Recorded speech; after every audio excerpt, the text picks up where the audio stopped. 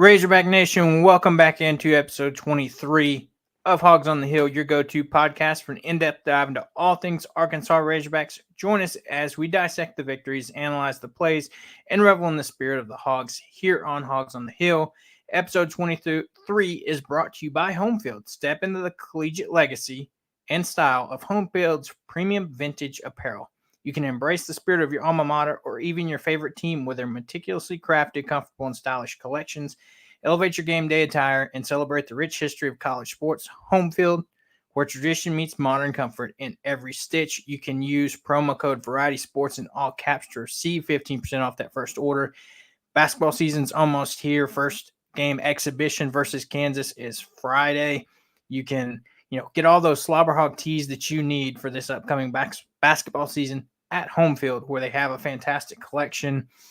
And, we'll jump in here. Seth, we'll get your take from last week's game. Didn't miss you on the recap, but your thoughts on, the loss to LSU. It seems like Arkansas came out flat in that game.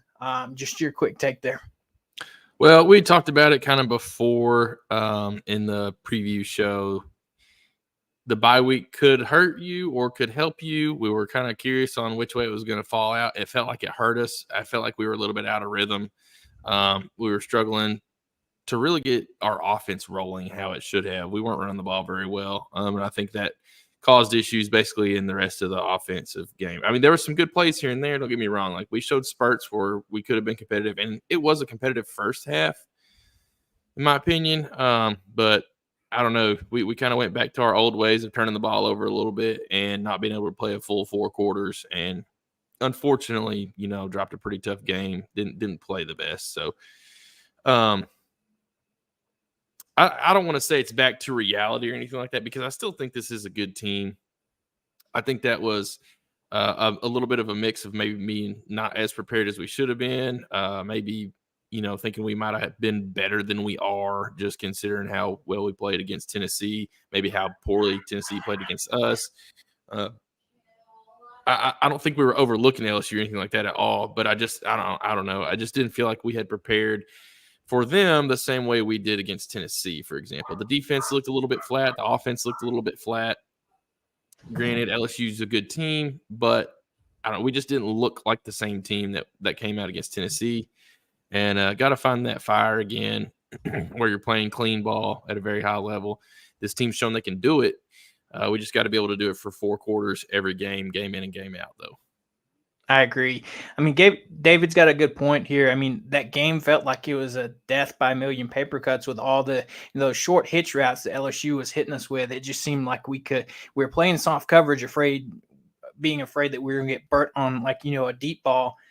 But that turned out hurting us and letting them get those quick run 5 yards, get the catch. And then, we talked about it on Sunday. Arkansas had or allowed 130 yards after the catch against it. So, they're getting a lot of their yardage in those first downs that they were, achieving after the catch. And so hopefully, they come back with a game plan to counteract that. I'm not going to be worried too much about that in terms of against Mississippi State. But when you think, teams that have a better passing attack, like your Ole Miss and Texas type teams that are going to be similar to LSU in terms of, their wide receiver talent and things like that, that's where we're going to have to be able to figure out what we need to do. And part of that was, it would be nice if we could get Jalen Braxton back soon. And we'll talk about that more in a little bit, but it doesn't seem like that's going to be anytime soon. And so you're going to have to figure out, with the personnel you have and who's going to step up. And I mean, I'll get your take on it. To me, the turning point in the game was right there in the second half. We come out halftime. You finally get a stop. We get the ball back. And then you have that weird play where Taylor's ball gets batted up and they pick it off and they have it at the 2, basically right there ready to score. I think to me that was the turning point in the game where, if you look at it as you get the ball, you drive down the field, you either get 3 or 7, you're only down 16-13, or you're up 17-16, and it's a completely different game. Yeah, I'm not going to say that felt like a 14-point swing because, we had 90 yards to go to score there, but it definitely had inklings of that play a couple years ago against A&M when KJ's diving at the 3, fumbles it, and then they take it 97 yards for a touchdown. It just felt fluky like that to me. You got to give Weeks a lot of credit. The linebacker, I believe he is, that's like a hybrid edge rusher. The kid is absolutely phenomenal. Had a huge game last week, had a huge game this week against us. I mean, he's just been a great player for LSU and filling in very nicely for Harold Perkins. But you got to give him a lot of credit because he made a lot of those plays that turned into negative yardage situations or turnovers. It was a lot of that was just him. So that was unfortunate. But I agree with you. I felt like that was a turning point in the game where we were being competitive, driving. Our defense was doing just enough to keep us in the game, even though Nussmeier was dinking and dunking it a little bit here and there. And I thought LSU had a good game plan to try to negate our pass rush by throwing the ball quickly so much. I thought at some point in the game we needed to adjust and run some press coverage to try to force him to hang on to the ball a little bit longer than he was. It just never really happened the way I think it needed to. But that's that we can talk more about that a different time. But overall, yeah, that to me was one of the biggest turning points in the game that shifted momentum after we had just kind of gained it from getting that stop. And then we never really got any after that, in my opinion. Their defense really was able to pin their ears back a little bit more. They were stopping the run better than we wanted them to. I think part of that was due to Jaquindon being a little banged up, and then just our offensive line missed some assignments here and there. They looked okay and better than last year, obviously, but they didn't look to me quite as good as they did against Tennessee. I think there was still some issues. Heck, that play where Weeks comes, unblocked around the edge. That was good disguise by LSU because he's not necessarily lined up where it's looking like he's going to blitz, but you got to find a way to at least chip him a little bit if possible on those types of blitzes where he's not just a free edge blitzer and then Taylor's trying to throw something quick and he's able to jump up, bat it down. So I'm not going to blame that one solely on the offensive line. I think that more so is like understanding the recognition pre-snap and maybe shifting your play to have your running back move sides and pick up that blitzer. That's just going to take time and development from Taylor to see that and call that slight audible, if you will, at the line because they do have the availability to do that. And he's done it a couple of times here and there. But you got to give LSU some credit. They did a great job, affecting a lot of passes, affecting a lot of plays, and all in all, forcing more turnovers than we were able to force, obviously. And I think that was a critical factor, and that was the one that really flipped the switch. Yeah, I mean, that's the consensus. Big Pen, here says at 16-10, we all thought it was still a game. I agree. I mean, we came out, we got the stop. I was like, okay, maybe we made the halftime adjustments we needed. And then, if we could capitalize there, like David says, game fell apart after that weird interception. It was LSU's offense was back on the field. Their defense was rested again. And, they just took over the game in that second half. And like you said, with guys like Jaquindon not up to full strength. And, it seems like maybe some of the confidence or the momentum was taken out there and we just couldn't recover it. But, it's one of those things where you got to go back to the drawing board, get ready for this week. And, one positive thing did come out of the last weekend is we did get a commitment from Gavin Garrettson, a tight end for next year's class. He is a 3-star guy out of California. He's 6'7", 240. He's a guy that decommitted just the day before from San Diego State and was able to come in or commit to Arkansas right after his visit during the LSU game. So you got some positive news out of there. But, other than that, it's time to turn the page and start looking forward to Mississippi State on the road this weekend, which, I think has the chance to be a key game this season as far as the outlook for the rest of the season. You got to win this one. To me, this is a must-win game, and we can talk a little bit more about it in a minute when we go through a little bit more of the full breakdown. But this is going to be a must-win matchup, in my opinion, for Sam Pittman. I know we stole a game against Tennessee, and that helps the record this year. But you have to win this game, and you have to win against Louisiana Tech to make a bowl. And I think if you lose either of those two, plus some of the others or something, heck, you could lose this game and maybe win a sneaky one against Missouri or something. And I still think you consider that a disappointment because this should be a win in my mind. I know Mississippi State is surging at the wrong time, for us.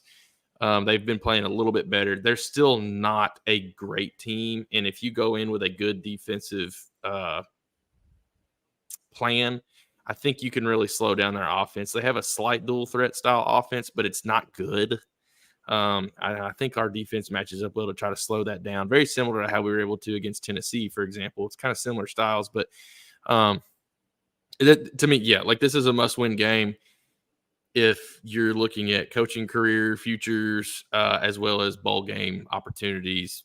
Both of those things. You have to win this game in my mind. Yeah, I agree 100% there. It's going to be crucial. Austin and I talked a little bit about that on Sunday, how, this was going to be big. But like you said, we'll talk about that here in a minute when Landon joins us here in a little bit. Couple of Arkansas basketball tidbits. Exhibition game is this Friday, so it's finally here. We're going to get our first look at this Razorback team under Coach Cal. It's going to be Friday, 8 p.m. on SEC Network if you're not getting to go. So it's going to be good. Again, like we said last week, temper the expectations. Some guys are banged up, so you're not going to see what this Arkansas team is going to be during the season, this game, because not everybody's going to be healthy. Not everybody's going to be playing. And so I think that's going to be the case for both sides between Arkansas and Kansas. But it'll be nice to get the first look at, what this team has the potential to be. Yeah, I think everybody's hyped about this. But I think there has been some expectations tempered. It's not going to be a repeat of the Purdue game. Whether we win or lose or whatever, I don't think you're going to see that level of competition quite the same. I think both of these teams understand we've got to get more players out there that we can. But then at the same time, some of the players we might want out there early on aren't even available. So it'll feel a little bit wonky. But it's still a great chance to have high-level competition between obviously a great opponent and see what your team is really made of from top to bottom. I'm hoping everybody gets in this game. Whether we're winning or losing, I don't think you need to look at it that way. I know the Purdue game was weird, and it seemed like both teams thought it was a playoff game. But all in all, it's going to be fun to get the first real glimpse of, the pieces that are on this team, even though it's not a full picture, if you will. You're going to get a partial picture, and I think that's exciting. Yeah, I agree. I think it's going to be cool, and it's going to be nice to see. It'll be a little bit change of pace, if you will. And bring back some optimism there. Another quick little note, per Kevin McPherson, Malik Thomas, the 5-star recruit for next season's class that visited a few weeks ago, actually the Tennessee weekend, he is planning on being a Razorback. Not sure 100% when that commitment could be coming, but, all signs point to him wanting to play for Coach Cal and this Arkansas team, which is fantastic. This next year's class has the chance to be very interesting and very talented if we hit on several of these top recruits that, Cal's having visits with. We just had a few this weekend, and they're going to keep continuing up until whenever those players want to commit. So it should be I'm excited for the Cal era to be ushered in, and that all starts on Friday. So, if you can't go, tune in on the SEC Network. It should be a good game. We jump over to Arkansas soccer as they went on the road to Texas in Austin. Wins a close one, 4-3, where Arkansas did give up the opening goal, but Ava Tankersley answered back with a goal of her own and off a save from one of the Longhorn defenders. Texas then reclaimed the lead in the 20th minute by Lexi Messimo. Then you had Taylor Berriman for Arkansas equalize the match right before half. The game was tied 2-2 at half. Arkansas having the advantage 10-8 in shots. Arkansas then leveled the match once more in the 57th minute with Tankersley's second score of the match, where this was her third brace of the season. And then you had Kate Doyle give Arkansas a much-needed goal in the 72nd minute, with 12 minutes to play, the Hawgs did give up the third goal, the most they've given up in a match. And Tankersley did leads the team with 10 goals on the season. And Arkansas finished the match ahead in shots 19-18 and forced Texas goalkeeper Justice to make a season high 10 saves. So, they continued to bounce back after that loss a few weeks ago when they were ranked number 1. Went on the road 2 straight matches against Oklahoma and Texas, the 2 newcomers to the SEC. And then finally, the next matchup is going to be tomorrow night against Texas A&M at 6:30. It is senior night, the last home match of the regular season. So everybody get out there and support these girls. It's been a great season, and I can't wait to see what postseason has, to look forward to. Yeah, and it's going to be like uncharacteristically warm and comfortable in the evening, most likely. So you can wear shorts and a t-shirt out there to watch the game if you want to. It's uncharacteristic this last week. So get out and enjoy some soccer. They've had a phenomenal year. I thought this was a big win against Texas on the road, one that we easily could have dropped. So finding a way to fight through some adversity, it's kind of been a little bit rare this year. A lot of these games that we've played and won, it's been big wins or a close win, 1-0 or something like that, where we really haven't had to score goals because we've given up goals, if that makes sense. So I was excited to see us, be able to battle one out. That was more of like a shootout style type match. So great job to everybody involved there. And Texas had a good game as well. So give them some credit too. They're not a bad team at all. There's a reason they're in the top 25. So big win right there. Shapes up this game tomorrow night to really have some good implication to try to finish the season as strong as possible if you can pick up one more conference win. And then all bets are off after that, though, because we'll see how conference playoffs go and then the rest of the NCAA tournament and stuff. So fingers are crossed that we do a little bit better than we had the last few years, though. Agreed. Arkansas remains in the top 5 at number 4 in Top Drawer Soccer polls, number 5 in United Soccer Coaches poll. Ava Tankersley named SEC Offensive Player of the Week again for the 3rd time this season. It shows how valuable she is to this program and this team this season. So I can't wait to see what the rest of the season holds. It should be a fun postseason, especially with where Arkansas is sitting right now. The potential to have one of those top seeds is there. So it should be fun. Jump over to volleyball really quickly. Arkansas goes on the road to Texas, wins 3 matches to 0. Follow that up with a match against Texas A&M where they lost 3 sets to 1. And then you have Missouri coming up next on October 25th. Jump over to some fall softball. Arkansas beats Oklahoma Christian 13-1 and beats Arkansas Tech 27-1. So 2 big wins as this team is, learning to play together. Seth, your alma mater there didn't fare too well. No, not at all. Poor Arkansas Tech, man. I mean, it's just a mismatch in talent. Let's be real. And Arkansas Tech historically has had a decent softball team. I haven't kept up with them over the last 5 or 6 years, so I'm not really sure where they're at right now. But being able to score 27 runs, I don't care who you're playing against. That's a lot of runs. So kudos to the Razorback offense for really getting out there and letting the bats get hot. So we saw it last year. We had some spurts where we could really hit the cover off the ball, but then we went cold a couple times too. And so that's the biggest thing I'm going to be looking for this year is a little bit more offensive consistency. I think the rest of this team is very, very good between pitching and fielding and things of that nature. But we've had spurts where we've been very phenomenal at hitting the ball, but then you got to find a way to do that day in and day out, or at least close. You can't have some of those games where you're lucky to score 1 run and the offense is just abysmal. So not in softball. Sometimes you can survive that in baseball. Baseball's a little bit different. But softball, you've got to score runs. Yeah, agreed. The team will take the field again on October 25th as they continue in their Razorbacks Unlimited series that they have going on during the fall. So that'll be fun.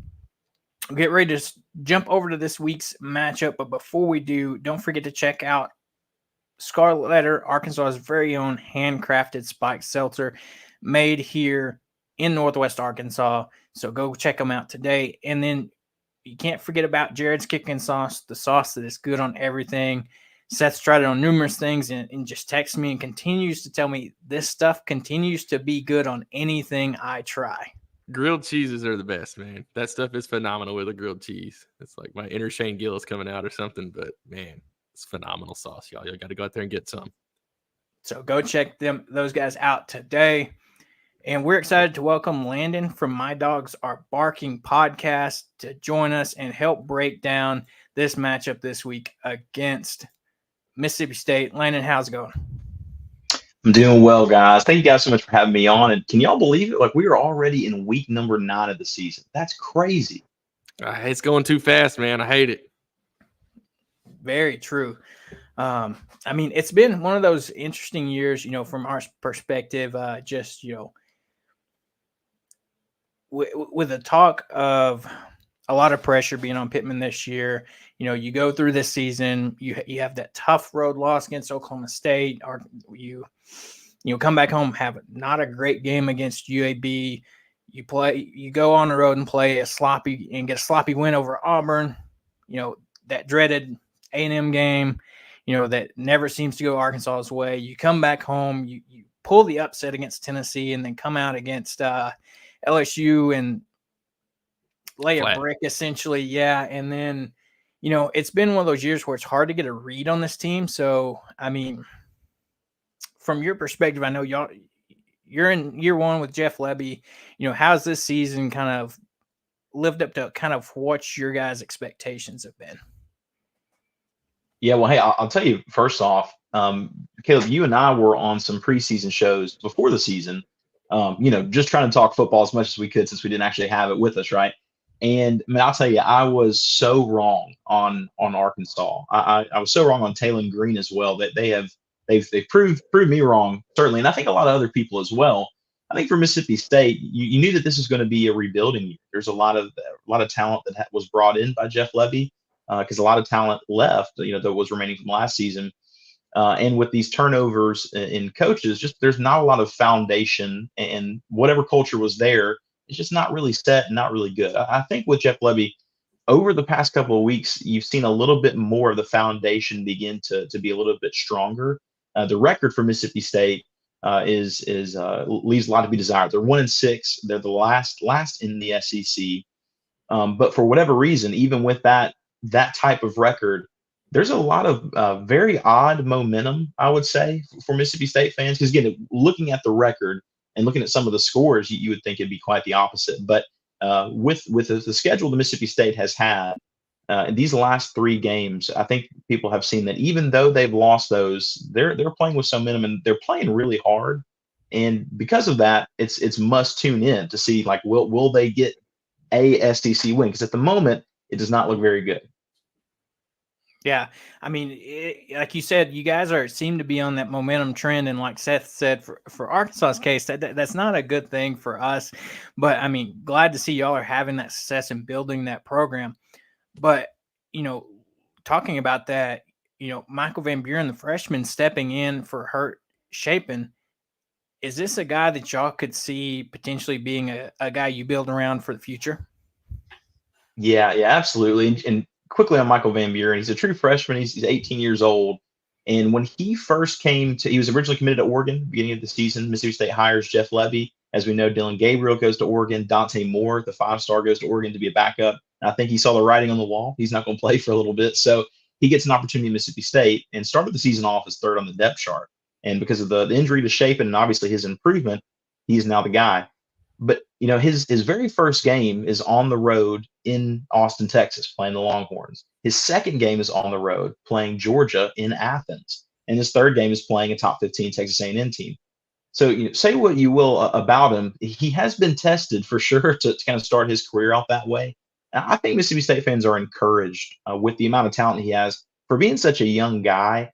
And I don't know what you guys are like at 18 years old, but man, I would not be in good shape going into any of those games, knowing all the stuff that's on my shoulders. So I think Mississippi State has a good future around him, but I think T. Will in Arkansas on that defense has an opportunity to take advantage of a young guy, because he does make some young guy mistakes whenever he's trying to improvise on his own. He has not turned the ball over often But there's been some close calls. And so you have to look out for that if you're a Mississippi State fan, and you have to probably be encouraged by that if you're an Arkansas fan. Yeah, because if you look quickly at the stats, on the season so far, he's 61 of 114 passes, 53%, 792 yards, 6 touchdowns, 2 interceptions. So, like you said, taking care of the ball really well. Yeah, I mean, we saw T. Will's defense give a young guy like Nico at Tennessee some issues, with him kind of be a similar situation. He's a redshirt freshman, but again, this is his first time under center with that starting job at Tennessee in a environment. For you guys, though, you get the luxury of this being a home field game for you guys. So that comfortability of being at home and not having to travel and be on the road, where Arkansas has to turn around after a few games at home and hit the road for one of their last road games until the end of the season. So I know for us, we're going to be down a few guys.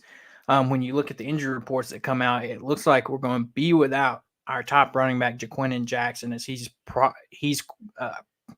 very doubtful after getting banged up last week, having some ankle issues. And Pittman said in his press conference earlier this week that, with the success he's had so far, true freshman Braylon Russell, he said it's your time to jump in the saddle essentially and show us what you got. So that's going to be something that I think all us Arkansas fans are interested to see how he does on the road, his first start, if you will, in an SEC environment.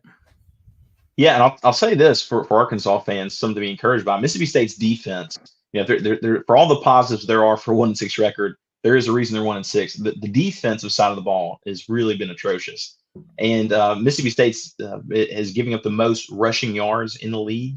They're dead last in the SEC in total defense. And not only are they dead last, they're actually dead last by 600 yards more than the next closest team.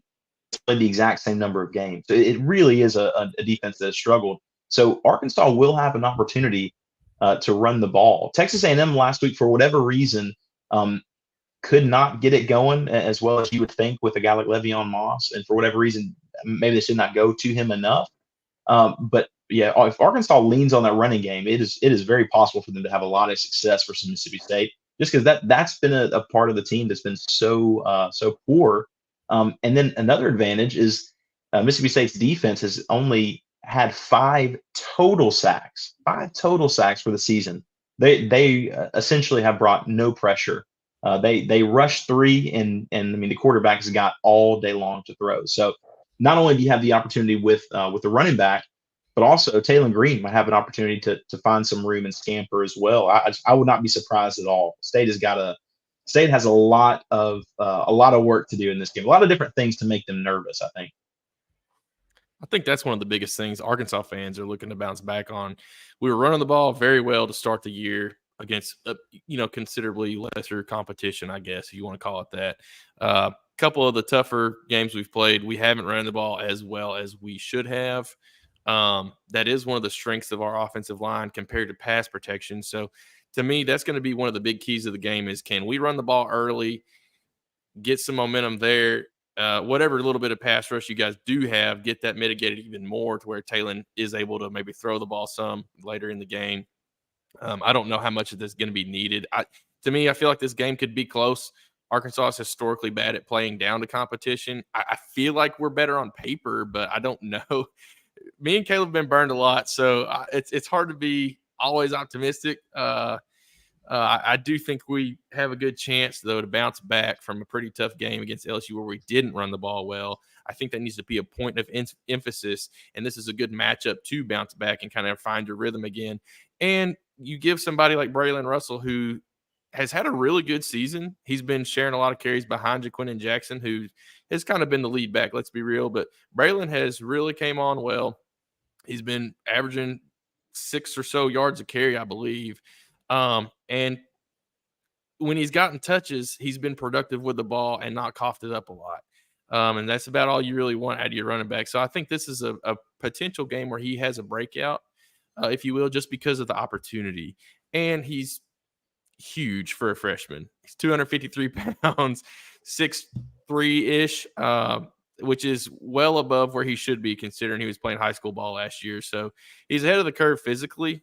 I think you guys will see that. And so as long as our offensive line can have a little bit of a bounce back game against a more vulnerable defensive front, if you will, I think this has got a good potential for Arkansas to be able to run the ball, get back to that run heavy scheme where Talon can pull it and run it as well in some of those read type scenarios. And then truly, I think we've got to throw the ball some as well and take advantage of play action and things of that nature if we're actually going to succeed in this game the way we should and hopefully win by, 10 points plus. That's what I want to see happen for us to bounce back. But like I said, man, we are notoriously terrible at playing down to opponents and whatnot. I think our defense is primed to maybe have a bounce back game as well. We didn't do a very good job getting pressure against Nussmeier for LSU last week. They were throwing the ball quickly. So that'll be something I imagine Levy has seen.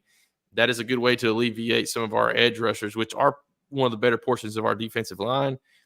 Throw the ball out quickly. Let your guys run after the catch. LSU torched us in yards after the catch. So I'm curious to see the chess match happen between that side, how well your offense is able to move the ball against our defense. Personally, I think our offense matches up well to move the ball, but there's actually, in my mind, potential for there to be 30, 35 points on either team's side in this game, and it's not going to be as much of a defensive slugfest as some of the games we've had the last couple of weeks. So I'm hyped about it. I think it's a good test for both teams. We've got to bounce back, and I think you guys are on the right trajectory. So I'm curious to see if you continue that trajectory and it's a close game. It's got potential to be, in my mind. Yeah. Mississippi State fans are for whatever reason, they're looking at this game as a they've gotten really close against some really good competition, but they're really hoping for this to be the time to say, okay, well, let's go ahead and get one. If we're going to get this close. And in order to do that, I think State has to make has to cause some turnovers, which is kind of like the obvious answer. But here's the reason I say that. Because the defense has been so poor, what has kept them in some of these games is turnovers. Last week versus Texas A&M, it's a 7-point game in the fourth quarter for many reasons. One of the reasons being Connor Wegman threw 2 interceptions.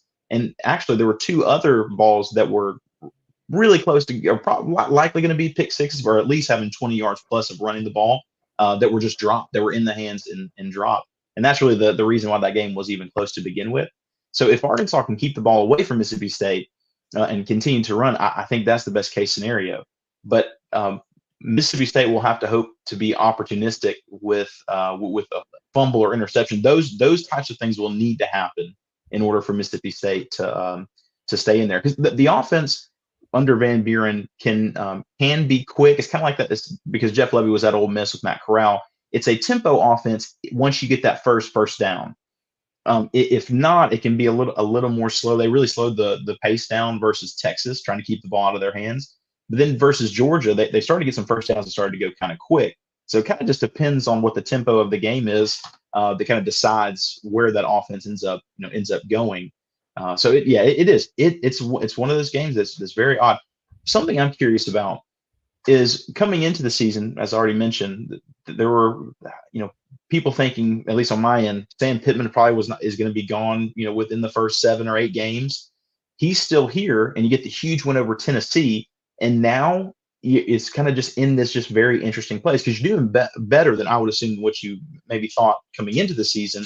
But maybe not. Are you guys just still not fully satisfied for where you could be? Is that the feel?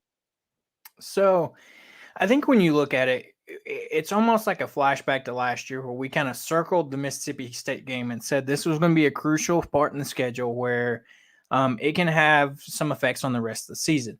So you look at Arkansas sitting here now, 4-3, with losses to Texas A&M, Oklahoma State, and now LSU.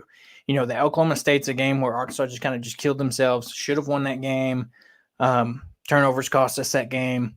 And then a Texas A&M game that was close where if you might have maybe had a little bit more offense and better protection late in the game, you might get the win there. And then you come home and, have a surprise game where you take on Tennessee that was ranked top 5 and, you get the win.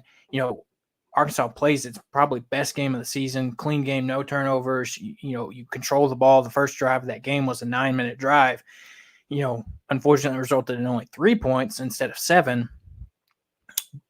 And then it's like we said earlier in the show, you come back to earth after this week with LSU coming to town, which in all reality is a game that, we can match up with. It's just off that bye week. Arkansas seems to can't come out flat. And I think this could have a big turning point in the season. Like David's saying here, Pittman makes the bowl game. He's safe. You guys and Louisiana Tech are our easiest path to get to that 6-win mark and get to postseason. We were talking about a little bit Sunday after the LSU game, and we said, I don't know how high the chances could be, but if, Pittman goes on the road, drops this game, there's going to be a lot of pressure there. And, there's probably a slight chance, I don't know, probably slim, but there's the chance that the plug could be pulled in. I don't know if it would happen midseason like that right before Ole Miss at home. But, I mean, there's potential there. I mean, what are your thoughts there, Seth, with that? This is going to be a crucial game if we're wanting to make a bowl game. And like David said, the easiest path. I mean, you could somehow show up and beat an Ole Miss, a Missouri. Texas is the only game left that really scares me. But I completely agree. I think the floor after the Tennessee game and after how well we played against Oklahoma State and A&M, even though they resulted in losses due to our own penalties and turnovers, there was, a lot of conjecture and what ifs talked about. Like, look, if you eliminate 4 turnovers on the year, 2 in the Oklahoma State game and 2 in the Texas A&M game, you're looking at 6-0, and everybody's praising Pittman and Petrino, and it's a miracle year and all this stuff. Sometimes the ball doesn't bounce your way on some of those plays. Some of those turnovers weren't even necessarily Taylor Green's fault on throwing a pick. There was one in the A&M game where he got hit as he threw it, and it came out wobbly, landed right in the defender's arm. I think that was a pick 6 actually. So there was almost like a 7 or 14 point swing just due to that alone, and we lost that game by 3 or something. So it's just weird stuff happens in Arlington. I don't know why, but anyways, we're very close to being a 6-0 team if you don't look at the LSU game. That was a complete debacle where I think the bye week actually hurt us, and we just came out flat and had lost some of our rhythm, especially in the run game. Anyways, I digress after all that. This game, due to the Tennessee win, stealing one there, you have to win this game, and you have to win the Louisiana Tech game. Even if you lost this game and beat Louisiana Tech and they beat Missouri at the end of the year to get to a bowl, I think there's still going to be that, hey, we've lost to Mississippi State 2 years in a row, a team that we really should have beat on paper both of those years. Last year was probably the worst offensive performance I've ever seen in Razorback football history. I mean, it was awful. The whole game was just a terrible, terrible mistake. You guys looked terrible too. Yeah, it's not like we were the only ones that looked bad. It was really just the turd bowl. It was so bad. So, but to be on the losing end of that, there's a reason Dan Enos got fired directly after that week. It was atrocious. So you could make the argument that if we come out extremely flat, look terrible, lose this game again, that, okay, this is the point in the season where we had to fire a coach last year. This may be the point in the season where we have to fire a coach this year. I don't think so. I think Pittman really has bought himself some time, A, with the Tennessee win, and then B, just with the Bobby Petrino hire. Everybody's wanting to see what the Bobby Petrino experiment is going to be again. We've talked about it kind of in some episodes past, but that alone, everybody's going to want to see what could come to fruition. And do they want to rock the boat that much of forcing Petrino to learn another head coach's, CEO type style, or is that head coach going to come in and force Bobby to change his offensive scheme, and that's just not going to work? Or I think that alone probably bought him a year, especially if we can have a bowl game this year. That said, though, you miss a bowl game this year, you either lose this game or lose Louisiana Tech and lose the other Missouri and Ole Miss game. There's going to be some hard conversations. There just is. And maybe harder conversations due to the fact that you beat Tennessee and made your path to a bowl game very doable from then on. If you kind of let the back half of the year be a disappointment, that leaves a sour taste in everybody's mouth at the end of the year. So I could really see both sides of the coin, if you will, from the fans' perspective. I'm personally a Pittman fan and want to see him stay to the end of the year, no matter what we win and what we lose. I at least want to see him stay to the end of the year, and then there can be some conversations had then. That's fine.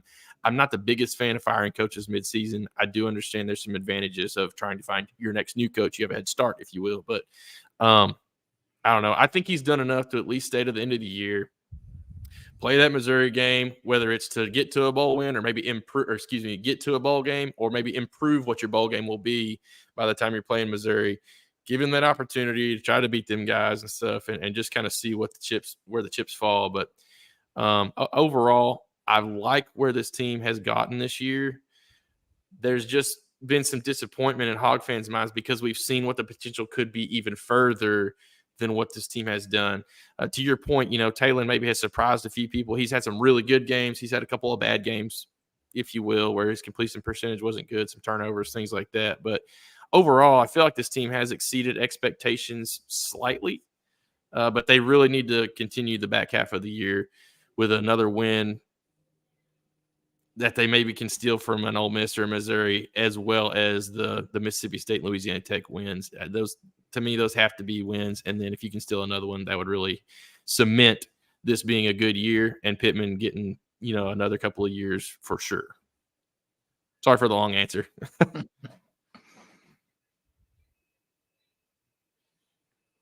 Yeah, so it's going to be an interesting game for sure. I mean, you look right now on this game, it's projected to be right now. I think it's set at, Arkansas favored by 7.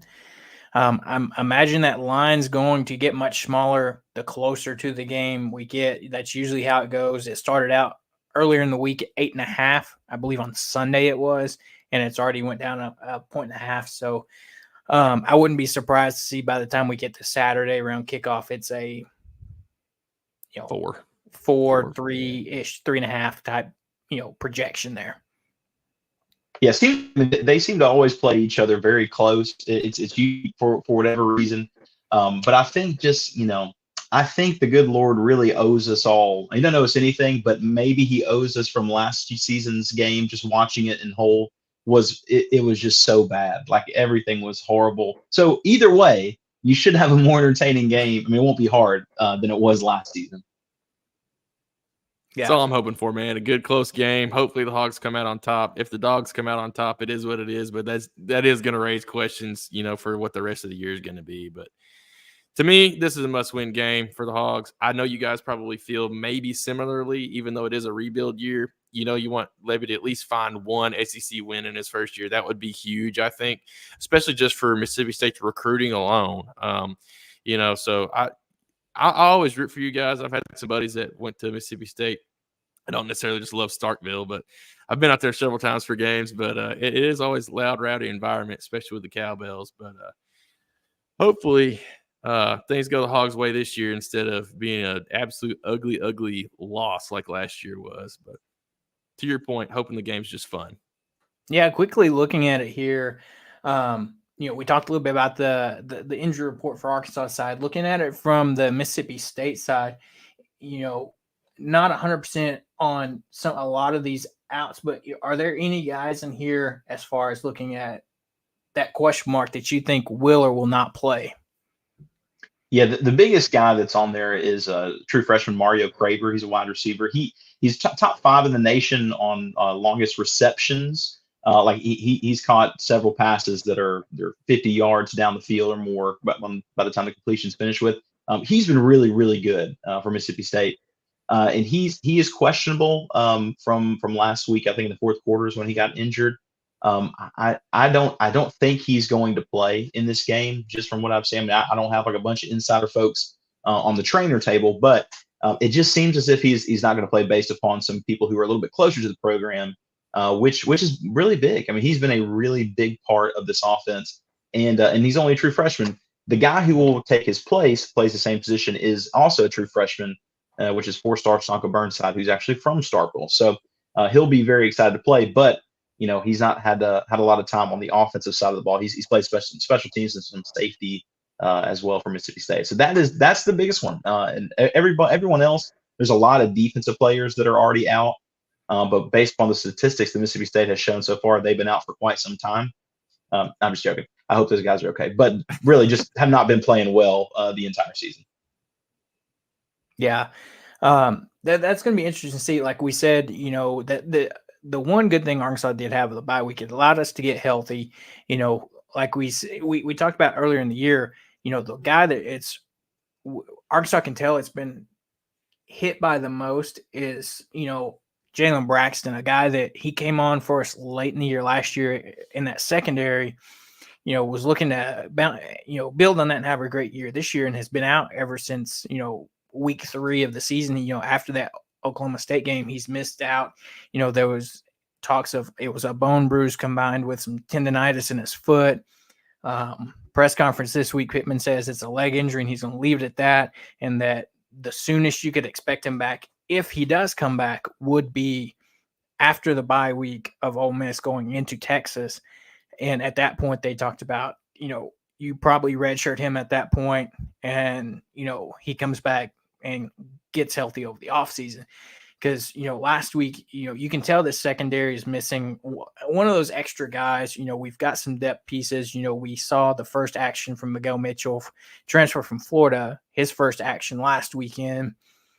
And then, you know, you've got some other guys healthy. Hudson Clark's back, you know, and things like that. But, you know, we're missing him, and, you know, we'll be interested to see what it looks like with no Jaquindon Jackson. So I think that's going to be key for this offense.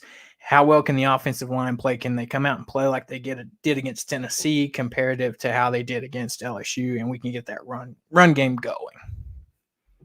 Yeah, real quick, you know, at this point in the season, the way that the current landscape of college football is, that there's a particular question when it comes to where we are in the season, and that is, what is the motivation to keep going for some of these teams? So, say for instance, you know, Ole Miss, if they were to lose a game this week, they're probably eliminated from the playoffs.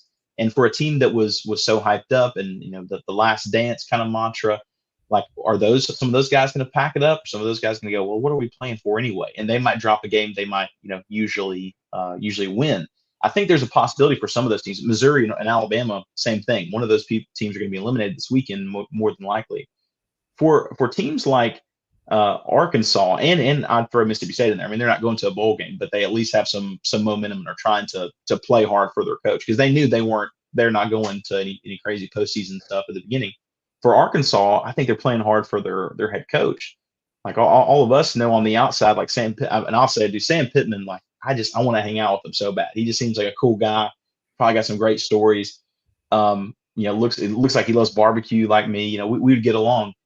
But those players that play for him is a much closer relationship. And they know the outside noise on, you know, the rumblings of this, he'll be let go, will he be brought back, all these things. And I think they're going to play really hard for him at this point in the season.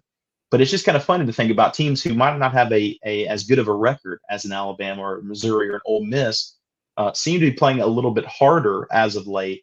And maybe it's because they're more focused on their team chemistry, that's stronger. It's just very interesting to watch the dynamic at this point where we are on the season going forward. That's a great point. I think a lot of that may get exacerbated as the years progress with the NIL landscape, the transfer portal landscape. You've already seen it some where some seasons haven't gone well for certain players, and then they go ahead and I'm redshirting and I'm not playing anymore. That way I can save this year eligibility, and I'm already in the portal, even though the portal's not open. They're away from the team or whatever. You're seeing it all around the country already, which is wild. That's just unreal. So I think that is kind of a testament to what you're talking about. You know, if the season didn't go how they thought it was going to the first 3 or 4 weeks, they weren't getting either the NIL that they thought they were going to, or the games weren't going how they thought they were going to, or whatever A, B, and C reason. You've got a little bit more quit mentality in some of these players, I think, just naturally with the way college football landscape is right now. That could affect some of those teams that are supposed to win some of these games later in the year if they haven't been winning the ones they should have early in the year. I think it could be a domino effect more so than we've seen in years past, which is kind of weird to think about, considering there is 12 spots in the playoff and not just 4, where like one loss and you're out. it's more of, okay, you can lose one, but boy, if you lose that second or that third one, man, then you're really in a tailspin at that point, because you're expected to only maybe lose one or two plus make the playoff, and now you've lost more than you're expected to, and you've also maybe missed the playoff, and so there's a little bit more detriment there, and I think it'll weigh heavily on some of those teams' mental side. So that's a great point. And I think you'll start seeing more players, even if they have lost eligibility, if they're a senior or somebody that's pretty high on the draft board, those last 3-4 games, it's not just going to be people sitting out of bowl games anymore. It's going to be, hey, I'm not playing the last 3 games of the season because we're obviously not going to make the college football playoff at this point. What really do I have to play for? There's a chance I get hurt. I'm already going to go number 10 or something, I'm sitting out these last 3 games. I'm not playing coach. You may get more and more of that as the season goes on, which is crazy. But it could be advantageous for teams like Arkansas, like Mississippi State, to steal some wins potentially from some of these other teams that maybe are a little bit more disappointed on where they are, like an Ole Miss, for example.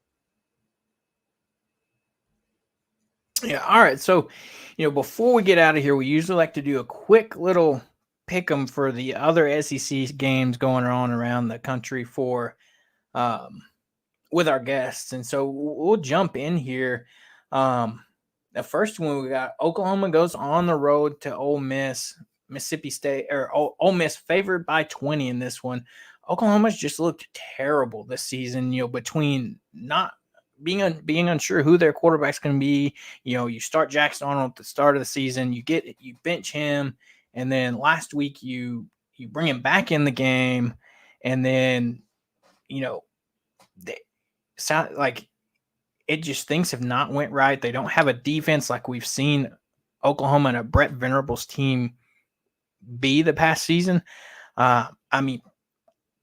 Personally myself, I see this game, Ole Miss probably wins this one big. They probably cover that 20-point spread. Yeah, well, yeah. So currently, is that 20 currently right now? Yes. Wow. Okay. And from what I understood, Jackson Arnold will be playing. This is an interesting one, man. Like, on one hand, I want to take Ole Miss and all the points because they've been so good offensively. But Jackson Arnold, let's be honest. If this game does not go well, for him, this might be kind of his curtain call away from Oklahoma, going somewhere else. It just is not seen very positive. And he's too high of a recruit to seem like he's going to kind of stick around and not go somewhere with some progress. I'll take Ole Miss in this one all day long. But I think I'm going to take the Rebel. I think I'm going to take Oklahoma to cover the spread in a game where Jackson Arnold is remarkably motivated. But when I say cover the spread, I'm talking maybe 17 or 18 points. It probably won't be close. I agree with that take. And I think this is a game that Ole Miss needs to win more than Oklahoma needs to win it. Granted, Oklahoma needs wins, but I think there's some turmoil going on there that I'm not sure the coaching situation is going to last there for a while. They're not as lenient, if you will, for seasons like this as Arkansas, for example, or Mississippi State, for example. So we'll see. I think Venables hadn't been there quite long enough to really fully have his team. But, man, you would think the way this year was supposed to be a little bit more improved on last year. I don't know. This season hasn't gone well for Oklahoma. But Ole Miss, in my opinion, actually needs this win more than Oklahoma does for some of their implications and things like that. So give me Ole Miss to be slightly more motivated than Oklahoma and win this game as well. I don't think they cover the 20-point spread. I feel like that's a lot. Yeah. Oklahoma's bad, but I still feel like that's a lot. Yeah, Oklahoma already made that coaching change after last week, firing their offensive coordinator. So it'll be interesting to see what that offense looks like this week. And can they maybe find some semblance of an offense on the road this week? We'll move on, talking about a team that really needs a bounce-back win. Number 21, Missouri at Alabama. Alabama favored by 13.5. A team that they need to win because they're at that 2-loss mark. And if they're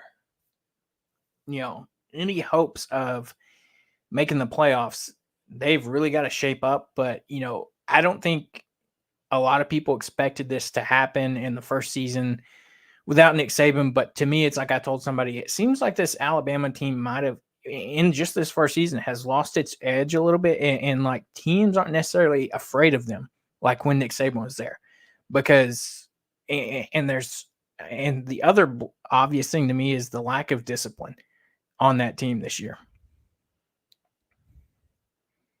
Yeah, and Alabama, and so they're favored by 13.5. I'll tell you what, with Missouri's injury list coming out, let's see, was it Noel, their running back, is I believe he's out. I read, if I'm not mistaken, I think I read that Brady Cook was questionable as well. I could be wrong on that. I thought I read that, but regardless, having Noel out of the game, and Alabama is going to be really, really motivated in this one. I think we've already seen a little bit of the chinks in the armor of Missouri. I think we'll take Alabama and the points. I think they win by 2 touchdowns or more.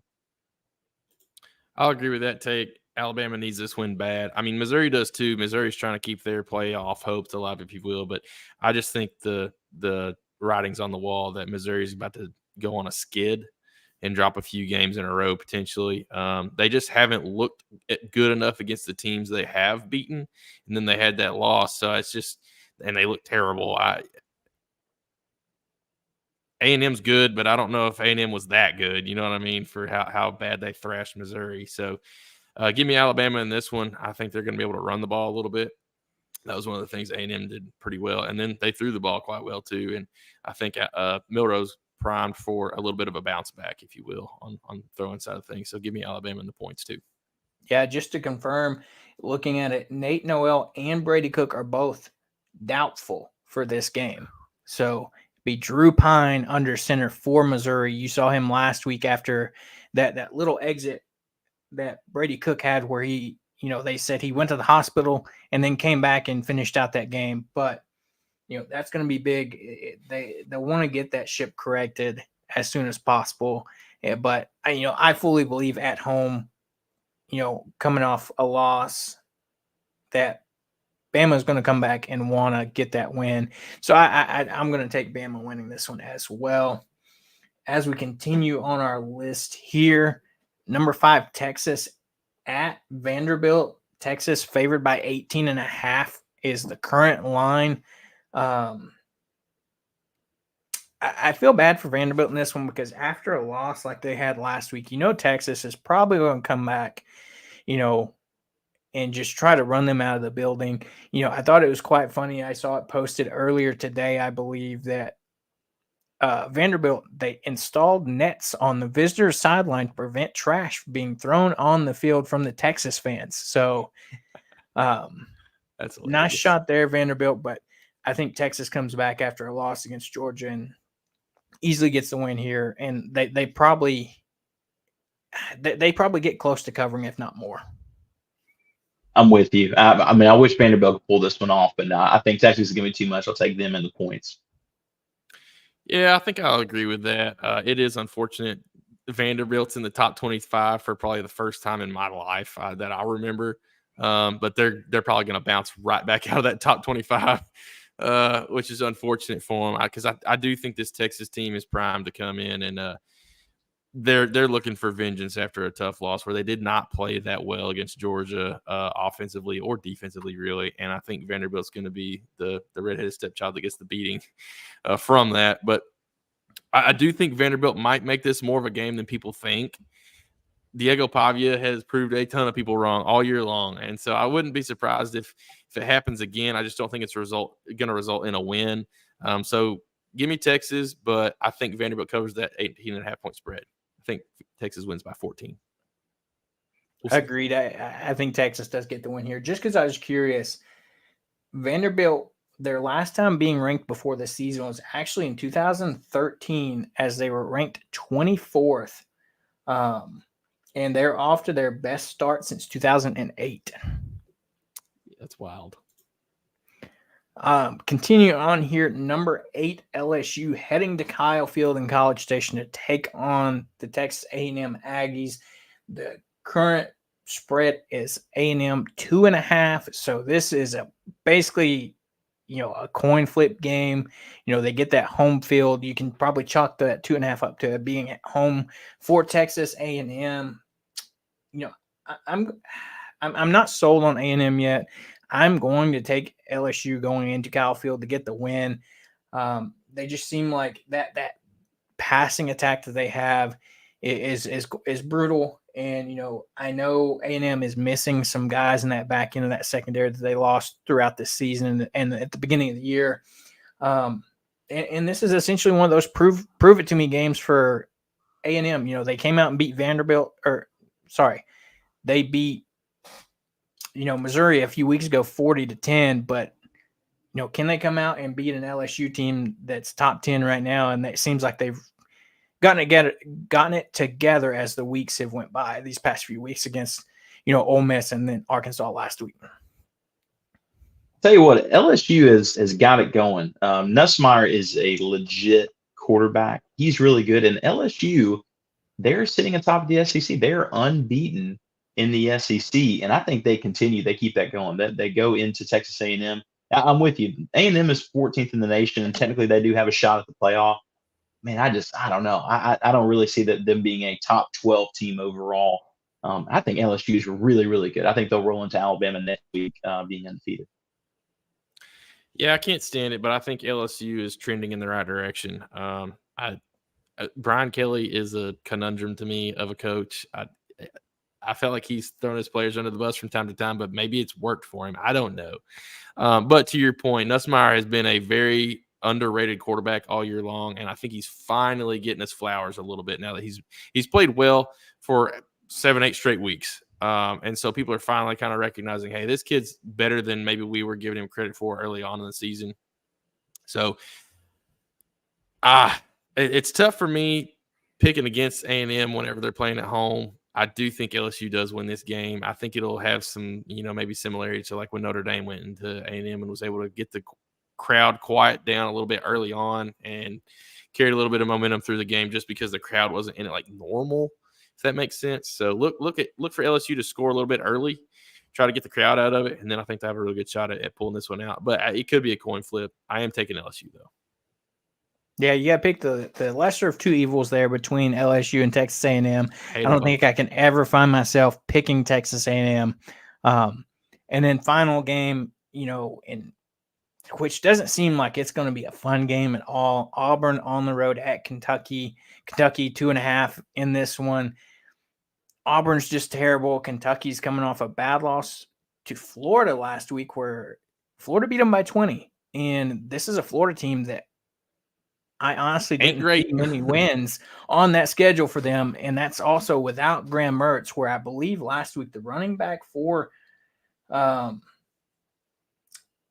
had 5 rushing touchdowns. So they're leaning heavy into that run game behind, true freshman DJ Lagway at the quarterback spot. Just with how bad Auburn is, I think Kentucky wins this one in a low scoring, probably just terrible, slow, dogfight of a game. You're not joking, man. Goodness gracious. Can you imagine going and watching that game? In that one, it's in Kroger Field, and so I'm going to take Kentucky there. I think it's a neat place to play. And obviously Auburn doesn't have a lot going for them. Neither does Kentucky. I chalk it up to Kroger Field and the Wildcats. But both of those teams, they're both in a mess. Either way, win or loss in this game, both of those situations are not ideal. Yeah, I agree with that. I've talked good about them all year. They finally had a really bad performance. Kentucky's defense, they could not stop anything against Florida, which is surprising with how well they'd played defensively for a few weeks, even in some losses like Georgia, for example. But I'm thinking Kentucky's defense is able to bounce back against a not great Auburn offense. Auburn doesn't run the ball just tremendously well. They've had incredible struggles at the quarterback position with turnovers and things like that. So I think this is a chance for Kentucky to kind of get their defensive rhythm back, force some turnovers, things of that nature, and win an ugly one.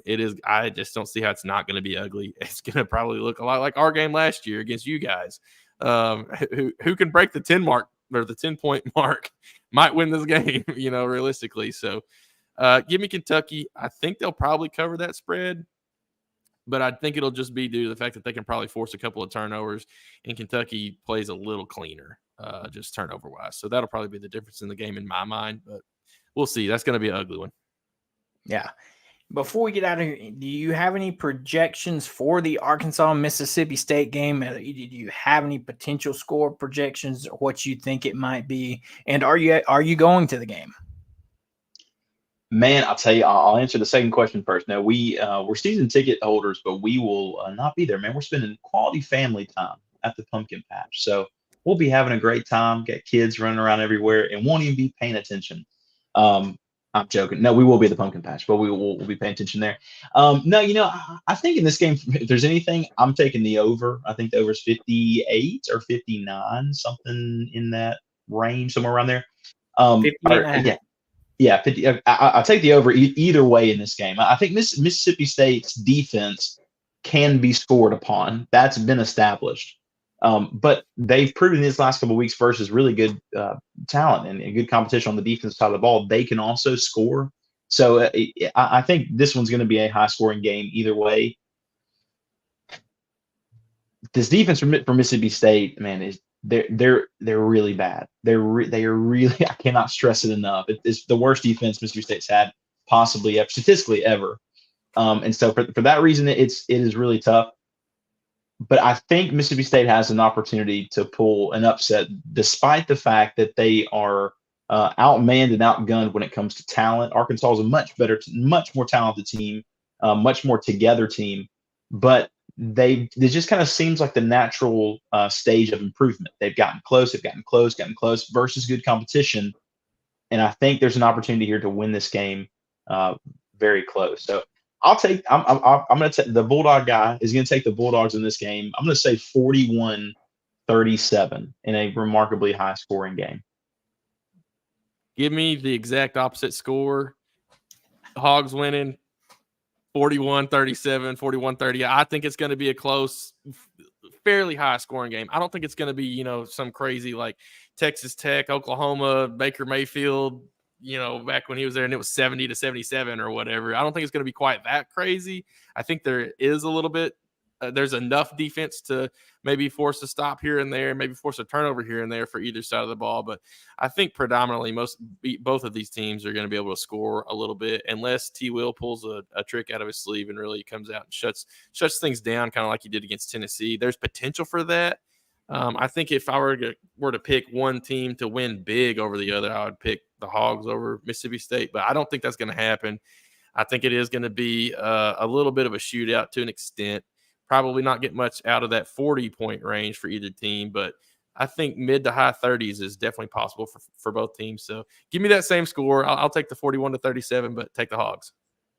Yeah, I'll go a little less there. I'm going to take Arkansas 35-31. These offenses come out, with Arkansas struggles in the red zone. I hope we don't have to settle for many field goals, and hopefully, like Sam Pittman said in his press conference, they address those struggles in the red zone. It's like he said, between the 20s, Arkansas is one of the best teams in the country, but once you hit that red zone, it seems like something always goes haywire or funny. So a little less scoring game, but I think Arkansas takes that. And before we get out here, Landon, let everybody know where they can find you at for any of their Mississippi State Bulldog needs. Yeah. Well, real quick, based upon all of our projections, if you were thinking about anything in this game, take the over. That's really what's been established here. Take over, 58.5. Secondly, I do have, I'm not 100% sure if they've been claimed or not. They might have been, but if there's anyone from Arkansas who's going to the game and does not have tickets yet, I have 2 tickets. Possibly. So send me a direct message on Twitter. They're in the Mississippi State section, but we sit next to some older folks, and no one's going to be too mad. There will be cowbells, but what are you going to do? But yeah, you guys can find us. They're everywhere. They find you everywhere. We're on MPW Digital on YouTube and Spotify and everywhere you get your podcast. You can follow us on Twitter, just at MyDogsPod. And man, we really do appreciate it. And I'll tell you this from a Mississippi State perspective, Arkansas is a team that myself and my friends just kind of look at, and there's not any sort of hate. It's always a good game, and you want your team to win, but Arkansas is a team that you root for when you're not playing them. So outside of this weekend, man, I hope you guys do really well, and I need a meeting at some point with Sam Pittman. That's all I ask. I want to meet that guy. Yeah. I agree. It should be a good weekend. Yeah, go check out Lyndon's page. Fantastic stuff over there. And before we get out of here, don't forget to like and subscribe to the podcast on YouTube, Apple Podcasts, Spotify, anywhere you can find that. And then thank you for listening to today's episode of Hogs on the Hill. Hopefully Arkansas bounces back this weekend and gets the win on the road. And with that, we'll be back here on Sunday for our recap show to give you the results of what happens this weekend. And until then, we'll see you. We're out of here.